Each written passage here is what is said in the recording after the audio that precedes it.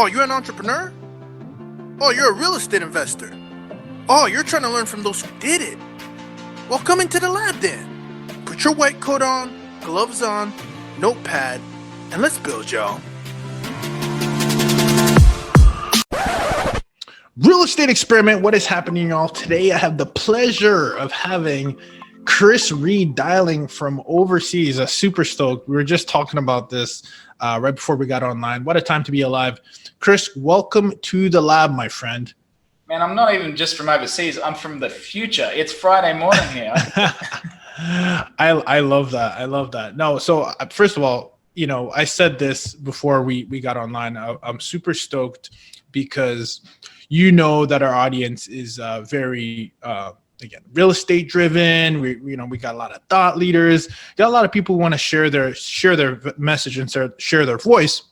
And so having you in the lab, first of all, what I'm so excited about is that you are scratching your own itch, if I understand correctly. And I want you to tell the people a little bit about how Ardor SEO started and then kind of level set, because I know you and I understand what SEO is, but some people, it actually might be, surprisingly enough, it might be news to them. So why don't you take us a step back, Kris, and tell us a little bit of background, where you started from, just to level set a little bit, and then we'll hop right into the problem as an entrepreneur that you created, or the solution to your problem that can also serve us listeners here who are tuning in. Sure, Ruben. So I try not to talk about SEO because it's boring and technical. And I talk about how to get more customers, because the inconvenient truth of business is it's really hard, and most businesses fail. And they don't fail because businesses have crappy products and services, or certainly not because entrepreneurs aren't working hard enough. They fail just because they can't get enough customers. It was actually Larry Page, the co-founder of Google, that coined the phrase, revenue cures all problems. Absolutely. And it's so true. You can screw up everything in business. And if you've got more money coming in than going out, you live to fight another day. And man, that's a lesson I learned a while back, and it's brought a lot of peace to my life. Well, I want to make sure that this is so important right now as we're listening to Kris, and I'm sorry to cut you off, but you're already giving some gems. So here he is. He has an SEO company, and obviously it's marketing. But right away, you went into what the consumer identifies you as, right? And that's important because you're going straight back to the root of the problem, and you're speaking their language, which I'm sure you'll touch on. So I just wanted to highlight that, because I think that's not by chance that you said, this is what I do for people. I help them get more sales, right? So let's go right into it. Talk to me about how this started. What problem you were trying to fix? Well, I wasn't at all trying to fix anything other than I'm a software engineer. I worked in finance up until the 2008 global financial crisis took my job away, and there was no jobs to be had. And being a computer geek, I built an online game, and certainly not because I wanted to be a businessman. I knew nothing about business. I just was being a geek and wanted to learn some new programming. And then as the game came to fruition, I'm like, well, how the hell do you get people to a website to play the damn thing? And that's when I started digging around in SEO. I built a bunch of backlinks to my website. It jumped up in the rankings. It got flooded with traffic. I went, wow, this is a pretty cool game in itself, and started playing that ever since. But that has really, a long lesson that'll help anyone that's starting a business is build a plan. Like, for years, I had no idea what I was doing because I didn't know where I wanted to be. And there's a great book called 7 Habits of Highly Effective People. And the number one habit is begin with the end in mind. And if you don't know where you want to be, it's really hard to get there. Yeah, no, that's so interesting, because I think it resonates too with I ask this to some of the clients that we serve all the time, is what do you want? What do you want? How do you want to take the customer through the experience? Like, what is the call to action? What do you want in the end to happen? And you'd be surprised, because that question sometimes surprises them, right? Sometimes you do marketing and it's like they're not understanding what their end goal is. And so that's so interesting they bring that up, because I think that's important to always think about the end in mind. So keeping that in mind, your end in mind, what is break it down, because you said SEO, but someone might not really know what that is. So what is SEO, search engine optimization? What does it even mean? Why is it even important for me to even pay attention to SEO? Sure. And people need to understand this, because everyone figures they need a website, and so they'll spend lots of money building a website with a web designer that has no idea what the purpose of the website is. Websites to generate your customers. Like I see so many websites that rank for nothing. In fact, most websites do rank for nothing and generate zero business. One of our more recent customers previously spent 20 grand building a crappy website that generates nothing. And it's like, if you're not going to market your website, why bother building it? Build a Facebook page, it's free, and it'll give you just as much return. Like, don't waste your time. A website's just like a business card. If the business card's sitting in your desk drawer, it's not going to do anything. Why bother printing them out? Same with your website. It needs to get in front of all those people that don't know who you are, the people that are looking for your products and services. And that's what SEO is. Because like, where does anyone go when they're looking for a new service provider or product these days? They go to Google and type it in. And if you're not coming up in the search results, then it's really your website's not working. So Kris, is it over for me because look, I'm thinking like, all right, I'm not ranking on the first page and I'm listening to this. I know we should be. Do I even now? The people who are listening to this don't really have that mindset, but I'm obviously playing devil's advocate here, right? But really, okay, if I'm not ranking second, third, or fourth, fifth, is it first or nothing? Like, really, what are we talking about here? Yeah, so there's 10 search results typically on the front page of Google, and they certainly do not get the same amount of clicks, right? It's called a click-through rate. How many people click on your search results? Something like 2 to 3% of people go to page 2, and then that gets divided by the 10 listings there. So not many people are going to page 2, but from memory, number 10 gets around 3 to 4% of the clicks. Number 1 gets 10 times the amount. It gets like 33% of the clicks. It's like massive. Number 1 even gets 100% more than number 2. Yeah, so like changing the number there. In fact, one time when I was in the States in Philadelphia, I was having lunch with one of the webmasters that works at Pornhub. And he told me that he could tell, I don't know what the other website is, but there's some other big porn website. And he could tell if they were number 1 or number 2 for the keyword porn, just based on how much traffic they got. It's like their traffic would drop significantly if they dropped to number 2. It's that crucial to be number 1. Okay, so if I'm listening to this, can you help me if I'm fourth in line, fifth? Like, what is it worth it? Is it, because I know you have I was looking at some of your content because we like to do our work, and I say, is marketing would marketing be a waste of money if I'm not even in that top percentile? Like, what do I do, Kris? So it depends on, or you got to always think about the search intent of what someone's looking for, right? So, if someone's looking for the population of Saigon, like, you take the first result and you go, yeah, cool, that's it. If you're looking for if you're going to invest $50,000, you're looking for real estate syndication or something like that, you're probably going to click on more than one listing anyway. So even if you are number 10 in that case, you're probably going to get a few more clicks. Certainly number 1's going to get a hell of a lot more, number 2 and 3 as well, but people are going to look around. So like with any keyword, you're still going to get some traffic being on the front page, but number 1's going to get the lion's share.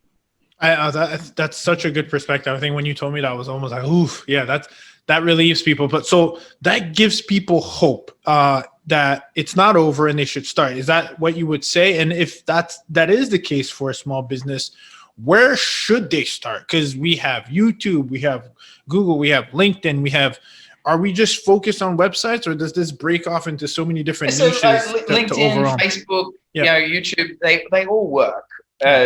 You really need to think about where your market is. And like, if you're doing real estate syndication, where are people going to look for investments? They're not going to Facebook to type in like, syndication companies or, a great keyword, like most multifamily syndications are like $50,000 investment, right? Yeah. So a great keyword is how to invest $50,000, because you can be pretty sure that someone's searching how to invest $50,000. They probably got 50K that they want to invest. So it's a really, really good term. Other thing with why a website is so much better than using YouTube or Facebook, like even if you get them to your YouTube video, YouTube's whole algorithm is to entertain people and keep them on YouTube. So it shows them another video that you might like. Hey, click over here, look at this cat video, and then off they go and disappear into YouTube land. And the same with Facebook. It's always popping up stuff. Here's a message from a friend. Here's some other stuff. Facebook wants to keep them in their infrastructure. They don't want to send them away to your website. Where if someone comes to your website, well, you kind of have their captured audience a lot more. There's no other distraction other than your stuff. Plus, that's where they can buy stuff. If they're on YouTube or on Facebook, they can't buy anything from you. You have to get them to your store anyway. If they've started on your website, well, they're much closer to that buying step. So it's way better for conversions. Okay, so I'm so glad you touched on that, because when you said how to invest 50K, and then there's two things that stick out to what you just said is, okay, first of all, they're going to look at multiple addresses most likely to do their vetting process, right? So that makes sense. And then talk about, I want you to, it's a two-part question as I'm asking this and I'm thinking this through. So I know that there's a lot of companies out there, Kris, that are doing blogs to inform you and get them to your website. Would you say that's still best practice and a good way to do it if you're maybe trying to rank locally, how to invest $50,000 in Atlanta, right? Like, what are your thoughts on that? And is that still, I'm sure you've been able to see the landscape from 2008 till now. Like, does that still work? Is that best practice? What are your thoughts on that? So there's a really great SEO tool called Ahrefs. It's, it's what every SEO uses. One more time. What's it called? Called Ahrefs, which is the HTML tag for when you click on one link to another. That's a bit of geek humor. Geeks aren't very funny. But they do fabulous content. And they did an article recently where they analyzed 2 billion pieces of content, 2 billion pieces of content. And they found that 90.63%, so over 90% of content gets zero traffic from Google. Zero. Like, that's 90%. They break it down even further, that only 0.21% of content, less than 1% of content gets more than 1,000 visitors a month. So, like, you can bust out content all day long and Google does not give a crap about you. Like, it's the wrong way to think. Like, the secret behind how Google works, right, is that anyone can write any crap they want on the internet. And how does Google know if it's true or not? They can't trust what you say because people will say anything. They have to trust what other people are saying about you and your reputation. And like when we first started the podcast, I mentioned backlinks. Backlinks are super important. They're everything to Google. So a backlink is just a link from one website to another. And that's how Google trusts you. The more people that are linking to you, the more trust and authority you have, and the better you're going to rank. So the more backlinks you have to your domain, that builds up your domain authority, and then everything gets easier to rank for. But also, like a page, like if you wrote an article about how to invest 50K or real estate syndication in Atlanta, you need links to that article ideally from if you want an Atlanta-based keyword, then you want people in Atlanta linking to you, because what's more relevant than someone local. But if it's how to invest 50K, you want someone that's relevant to that. Like a big reason that I like doing podcasts with real estate podcasts is that we don't particularly want to rank for SEO keywords, because people that are searching for SEO, they generally want to learn SEO, and that is not our customers. We want to get in front of business owners that are searching, how do I grow my business? How do I get more customers? How do I grow my real estate business? And so what's the best sort of backlink for us? Well, a real estate podcast is a really good one because it's really niche relevant. So not only do I get to get my message in front of your audience, I get a really killer backlink for you. And that helps us rank and get more customers. Ooh, okay. So I want to talk on that gem for a second, because obviously we're jaded and we're in this space, but someone hears backlink and they're thinking like, what is that? Like a link? Like, you know what I mean? So can you just put that into context? Because I think you just did. And I just want to make sure that we anchor that for a second. What would that tactically look like? So right now we're on a show, you're on my show. What would it look like for you to get that backlink? Like just so on your website, not on my website, on your website, you're going to post this show and an article about it, and you go, hey, here's Kris Reid talking about awesome how to get more real estate customers. And so it'll be a nice article. Google reads that and it has a link back to my website. And so Google sees that and goes, wow, this real estate guy is linking to this guy about how to get real estate customers. He must know what he's talking about. That's rank his website. So that's what a backlink is, someone that's linking back to your website. And the more relevant it is, like to whatever you want to be ranking for, and the bigger an authority they are, then the more valuable that backlink. That's awesome. So at a high level, what would you say is the best tactic for someone? Is it for someone to do exactly just that, go on a show marathon and get their name out there? Is it writing on getting featured? I guess this podcast example is a great one. What's another one that people can think of? Like, how should I position myself so that I can be or have as many backlinks as possible? What can you give us some other tactical advice? One of our customers who is a gun. She got listed in the top 1,000 realtors in the US, number 83, I believe. And she was pregnant most of this year and just had a new baby. And it's like, she's still kicking ass. Like, that's awesome. Like awesome. And she like works in a very small market. She works in the Smoky Mountains in Tennessee and sells cabins, and she gets paid twice because she sells holiday cabins and then looks after them for you. But because she has this massive network of cabins that she has to look after, she needs service providers, plumbers, electricians, landscapers, all of these people that service the homes. And so those people want her business, right? And they're in the Smoky Mountains. So we connect with them and get them to link to her, because who knows more about the Smoky Mountains than other businesses in the Smoky Mountains? And that's a really great, like, people need content for their website. And so that's a great way. Give them content that's relevant for them, helps them rank, and it gives a backlink to you. What would that conversation look like? Because I want to make sure that we give practical advice to a listener, right? And so let's treat it like this. Is it, how would you have that conversation? Hey, can I come on your show? And then, like, do you really give the direct directions of, hey, you should, link to my site? Like, what does that conversation look like? You want to provide value, for one. So if it's a service provider, then generally what we'll do is look at the authority of their website and what they can rank for. So we'll find some long tail keyword that they can rank for. So that a long tail keyword is a phrase that is long, and a short tail is a short tail.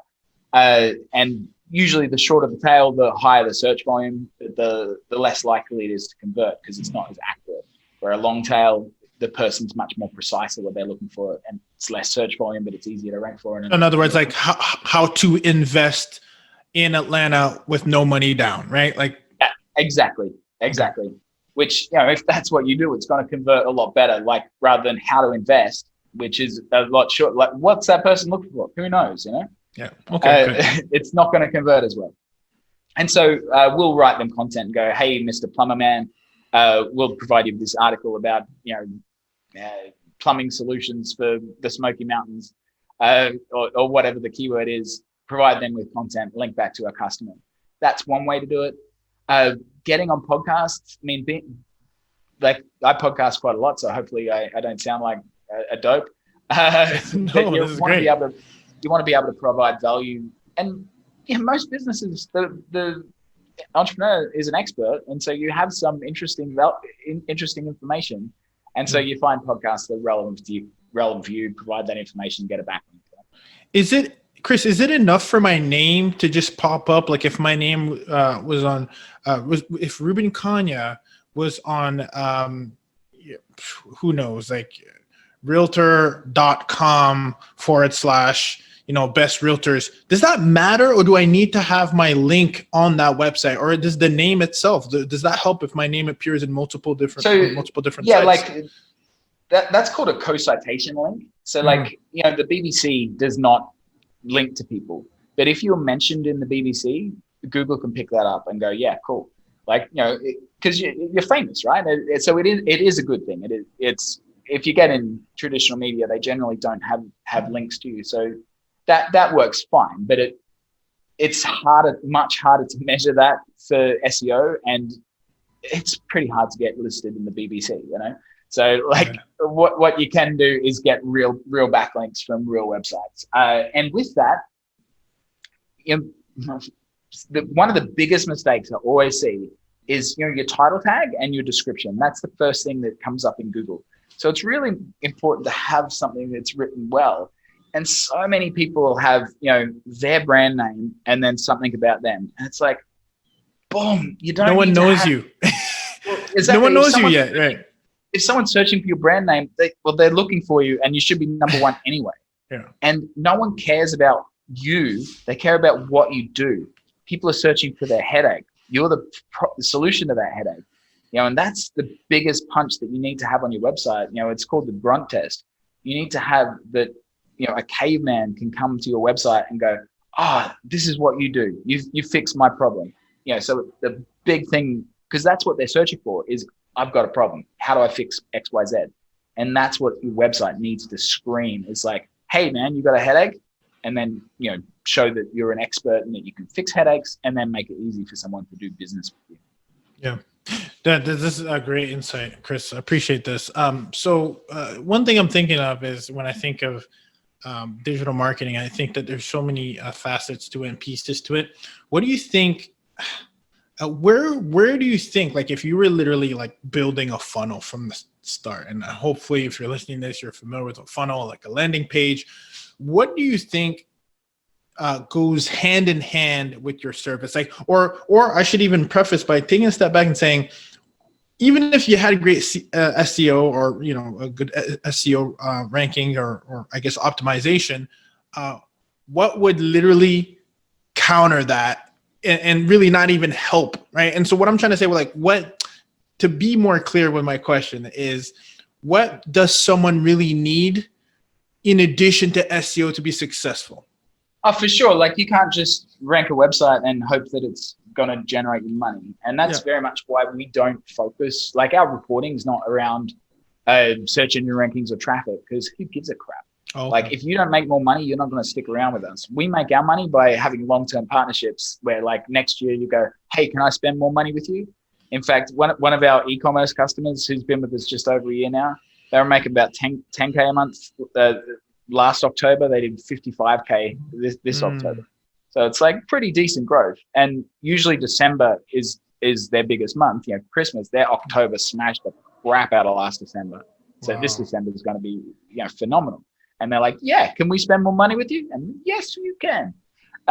So that's our ideal customer. But like, people generally come to us and say, oh, how much is SEO? And the truthful answer is you can spend any amount you want. The internet is so vast that our little human brains cannot fathom it. The market is just so big. Agoda spends $1 billion a year. Like, it's limitless. What you need to work out is, where do you want to be? How many more customers do you want? How many can you handle? Like, even Apple, when they make a new iPhone, they have to work out how many are they going to sell. Because if they make too many, they'll not sell them all. If they don't make enough, they'll lose money. They have to work out how many customers they have. We certainly can't deal with infinite new customers. We have to grow our team at a stable rate. And that's the same with most businesses. You need to be able to grow at some rate.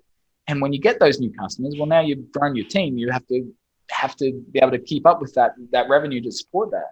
And that's the beauty of digital marketing. It's a science. You just follow the same strategy and it works, and you get that predictability. And man, like, having that sort of predictability in your business, it takes away all the stress. Like, there's a really beautiful book by Michael Hyatt called The Vision Driven Leader. And he talks about how to build a 3-year plan. And he actually makes it really, really simple. It's quite a lot of work still, but like, we use that process to build a 3-year plan. And it's so fabulous. Like, we've got our revenue goals and we're like, okay, so, how many leads do we need to generate? How many need to close? It shows you like when you need to hire what people and what you're going to be looking at. And we've got a pretty big team, a lot based here in Saigon in our office, but we also have a lot of remote people as well. And so every month we have a team call and we review where we are on our 3-year plan. And it's just really inspiring for all the troops. They have clarity of where they're going. They can see that we're a fast growing company, and they're like, yeah, that's awesome. And everyone feels that they're a part of that. And it just, if I knew how important that stuff was when I started business, it's like, man, I'd be years ahead. Like, it's the same with your marketing. You need to have a strategy. You need to know where you need to be, and you just work backwards, right? So in 12 months, I want to have 100 customers a month. Okay, so what's your conversion rate? This is how many leads you need coming in. Okay, so what traffic do you need? So these are the keywords that you need to rank for. Like, it's a science. You just follow the strategy and it works.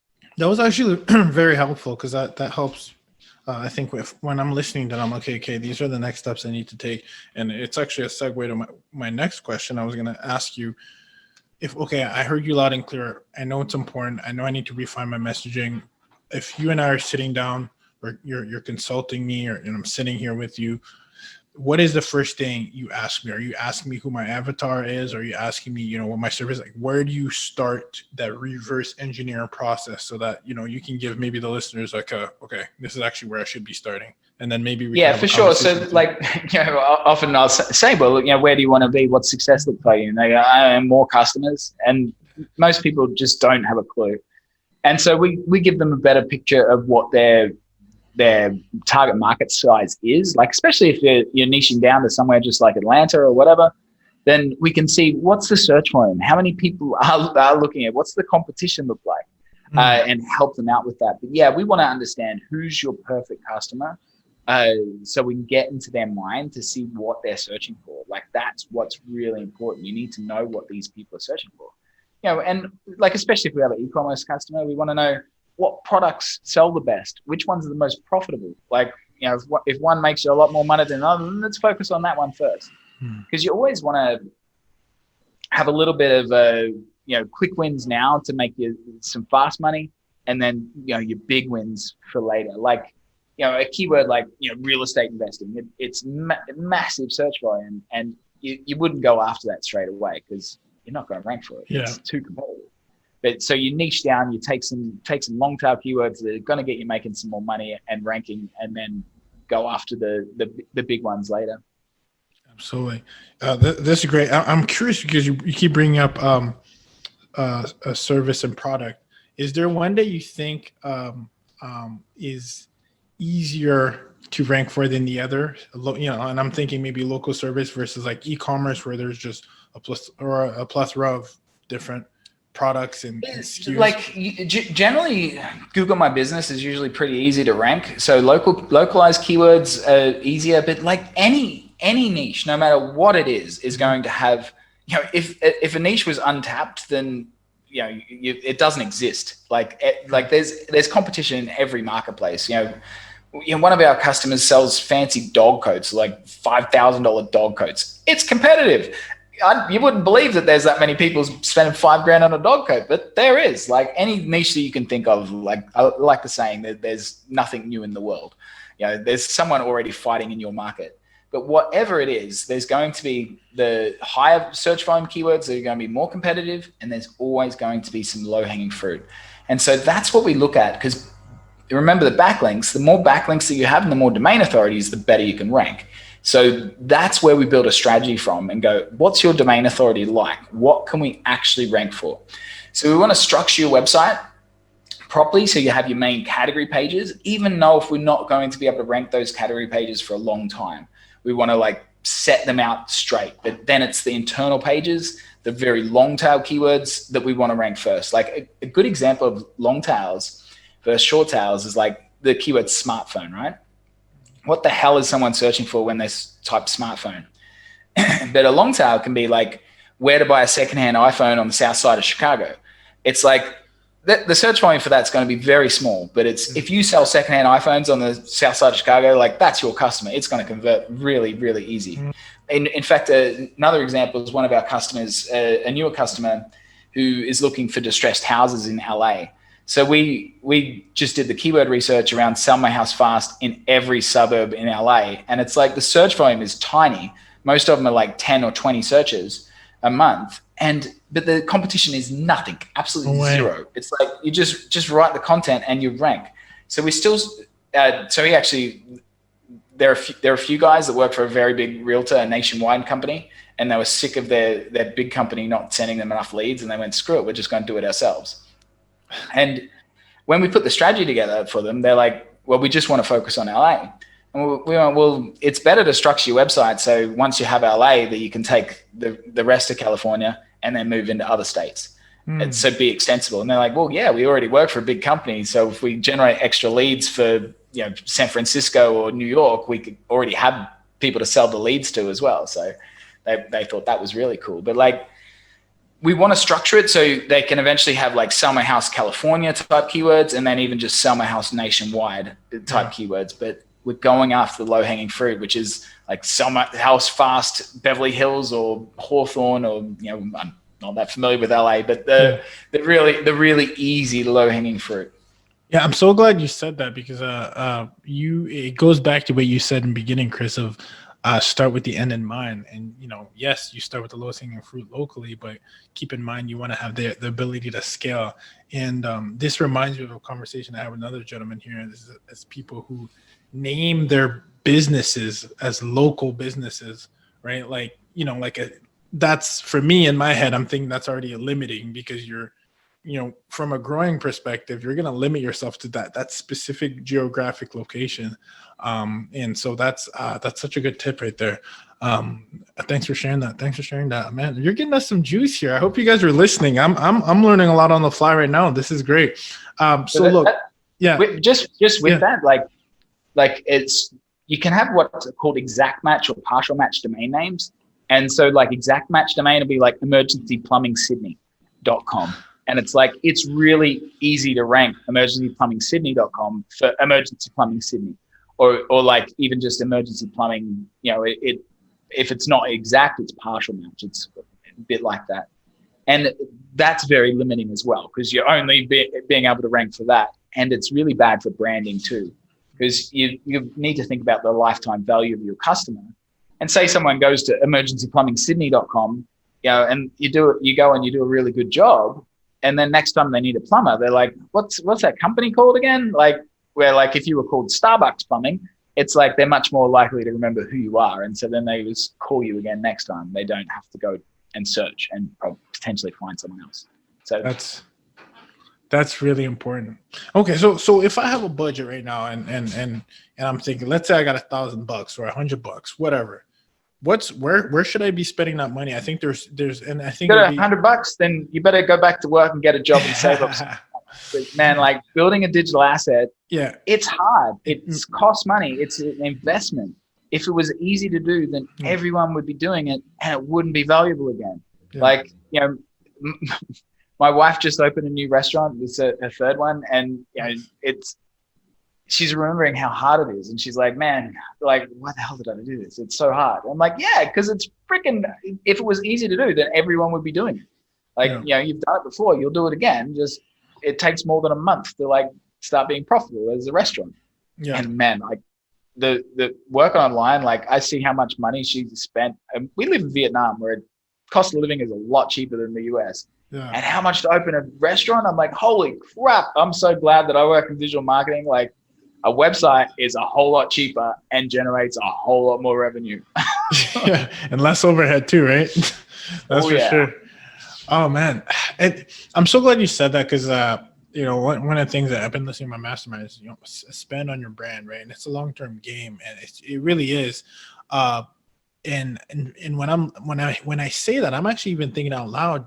Like, there's a lot of avenues, and I'm really glad you actually talked about this, right? These platforms where we spend our money, right? Like we've done, right? We had an e-commerce business. We was driven by Facebook ads. Like we gave those guys thousands and thousands of dollars, right? Per day or per month, right? And so you start thinking about, okay, their platform is meant for you. Like they're gathering. I mean, Facebook is very powerful because of the big data, right? We know that. But I'm just thinking, there's so much where you can put your money these days, and this is very refreshing to hear. Facebook does not care about you. Like I realtors all the time. They'll be spending $10,000 a month with Zillow. Yeah, it's like $10,000 a freaking month with Zillow. Zillow doesn't give a shit about you. Okay, so this is a good one. What would you say to a realtor right now who's listening to this, who catches this snippet, because we're always going to put the snippet out there? If you're spending $10,000 on Zillow, where could that money best be used? And you heard it here first from Kris. Zillow will sell those leads to whoever's got bigger pockets. Someone else goes, and I'll give you $15,000 for those leads. Boom, your business is gone. Like you stop spending, you stop getting. The power with SEO is it's compounding. What you spent last month, you get this month, and you get next month, and you get next year. Can you explain that a little bit, or why it's because like you're building up your brand and your reputation and your content. And like you rank a web page, it doesn't go away. It just stays there. Like, if you work with us for a year and we get your website ranking and pumping, if you stop working with us, you still keep getting paid. Like your website still ranks, it still generates you leads, it still generates you customers each and every day. Like if you stop spending money with Zillow, they stop sending you leads. And so the money that you're giving Zillow is building up Zillow, and Zillow's getting bigger and stronger and sending more leads to your competitors. Like you don't own any of that. Like even with the e-commerce customer, right? Like if you're selling stuff on Amazon, Amazon owns that customer, not you. And they do not care about you. They'll send another product, your competitor's product, to them and go, hey, you want to buy this stuff as well? But if it's on your website, it's all your stuff and you own that customer. You own that relationship, and you go, hey, you like this product? Hey, how about you try this one, or come back for a Christmas sale or whatever. And it's the same with your website. I love that, Kris. The reason why I love that, I've literally been thinking about this concept. I'm thinking of like writing like a book on it. I swear, it's like digital real estate. Like it's a real thing. And what you said is you're renting, you can own, right? Like literally, that's what we're talking about. Like you have to be careful because people talk about it all the time in physical real estate. Oh, why are you renting? You're throwing money out the window like every day.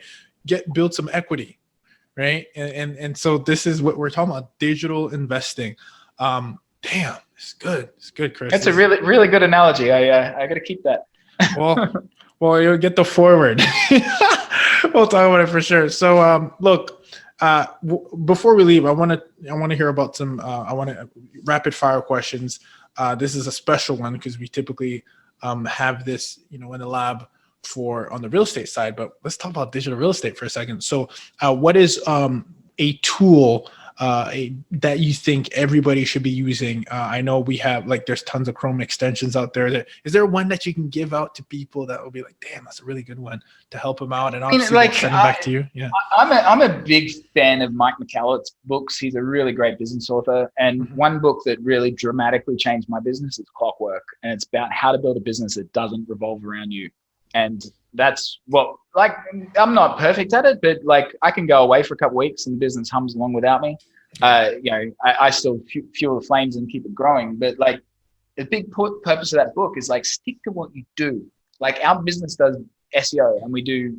If our analysts aren't doing billable hours for our customers, we're not making money.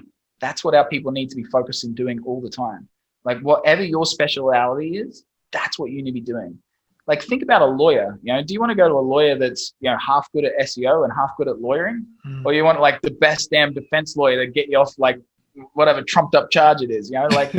It's you want to work with a specialist. And same if you're an investor. Use an agency that's good at what they do, and stick to what you're good at. So I wouldn't dick around with any SEO tools myself. I mean, our actual analysts, I know enough to talk game, but it's they run circles around me, Yeah. Awesome. Well, give us a plug. Where can people find out more about what you're doing, and how can I start working with you? What does it look like for our listeners? Because I'm sure you're going to get a lot of inquiries around what you can offer us. I mean, you can go to Google and you can type in the coolest guy in SEO, and I mean, if the first 10 pages aren't just covered with my face, then Google's broken. So that's one way you can find me. But another way is you can go to our website, which is Ardor SEO. So Ardor means to do something with a fiery passion. So ardorseo.com/REI. And you'll see me again there. And if you put in your name and email, I'll do a video review of your website.